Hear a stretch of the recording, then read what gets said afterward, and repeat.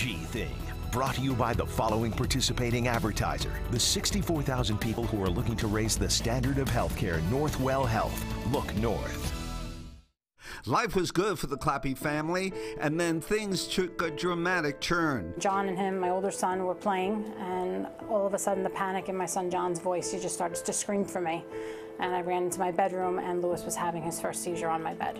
Joanne's son Lewis, who had just fully recovered from the flu, was rushed to Cohen's Children's Medical Center, where he continued to have multiple seizures. In an effort to relax the brain, he was sedated for 2 weeks. It just felt helpless. I just kept praying, put me in that bed, put me there. Don't do this to my child. Lewis, who was just 12 years old, was put on 4 medications to control his seizures.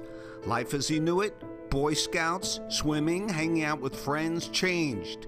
Now he's always got Mom with him. She watches over me 24/7. Kind of annoying, huh?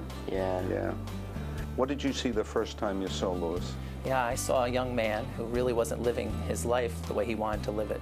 He was on multiple medications with lots of side effects. Dr. Sean Rogers, who's been treating Lewis for 2 years, is now leading groundbreaking surgery which uses Rosa the robot, and Lewis was his first patient. The robot guides us into a really precise location, get it very, very accurate to place our electrodes into the brain in order to really capture the seizures exactly where they're coming from. Prior to Rosa, neurosurgeons would have to remove part of the skull to place the electrodes in the brain, which could take 8 hours. The less invasive surgery reduced that to 2 hours. Now the electrodes are collecting data on Lewis.